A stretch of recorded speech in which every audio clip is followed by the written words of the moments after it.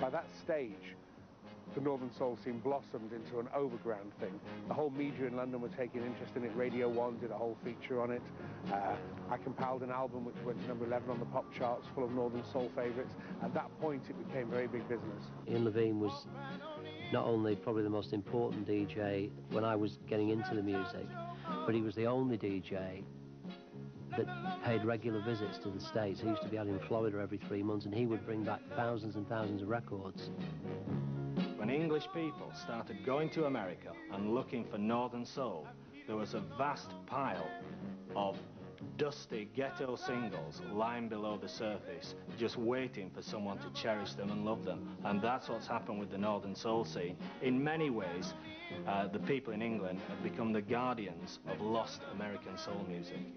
The Northern Soul fan is wanting something a bit more. And that was the strength of the clubs like Wigan and the Mecca and the Wheel. They wanted to hear something more than they would hear at the normal disco. The love affair with rare records and Northern Soul fans is one of collectability from a lot of them. Another facet is obviously just hearing them to dance to. But the collecting side of things has really blossomed. Northern Soul on average is a 10 to 15 to 25 pound exercise for an original, but there are very good Northern Soul records you can find for £5 still on original, but ultimately the very rarest Northern Soul are worth thousands of pounds each, for which the money doesn't really reflect how very rare they are. In fact, I would concede that a £4,000 single could actually be a bargain.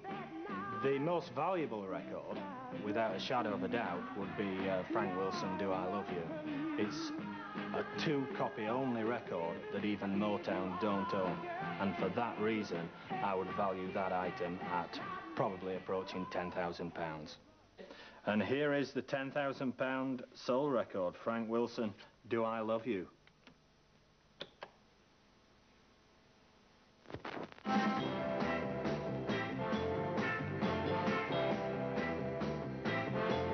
The scene really started to die when it became too overground. If you take an underground scene that's very special for people that support it and make it too mass market and too commercial, it starts to die.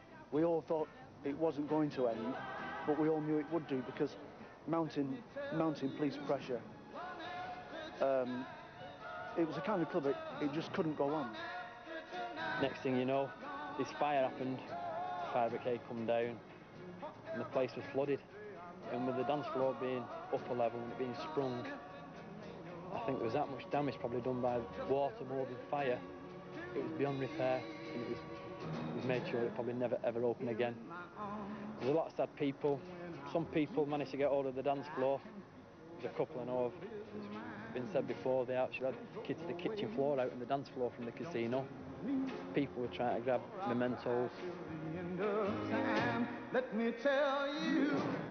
Even if it had been stood today, I don't think it would have been so bad for people to come down and look at and say to the youngers, this is where I spent my youth in the 70s. But as you can see, there's nothing here, there's nothing left here. All that people have is the memories.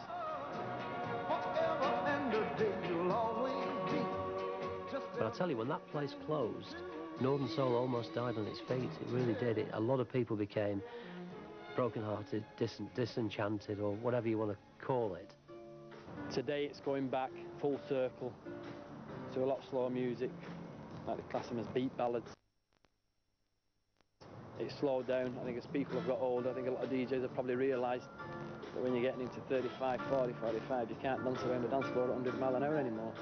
30 years on from the wheel, Northern Soul, although we'll never recreate those thousands and thousands of people attending an all-nighter on a weekly basis, is back on a very, very steady course and seems to be winning new friends all the time.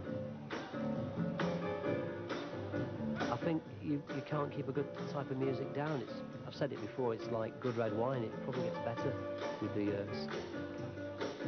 It's important historically to look at the fact of the influence that the Northern Soul scene's had on contemporary pop hits over the last 10, 15 years anyway.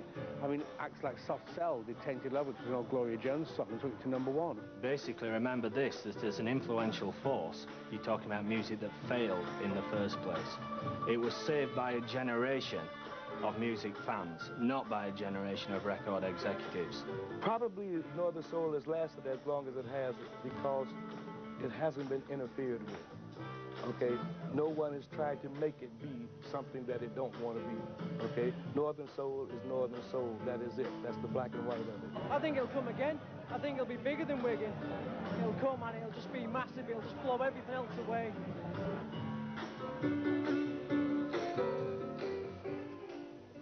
Oh, yeah, still got it. I'll be getting the baggies out when I get home. And wasn't that a great photograph, the piano on the smouldering casino stage, like the aftermath of a particularly spirited Jerry Lee Lewis concert?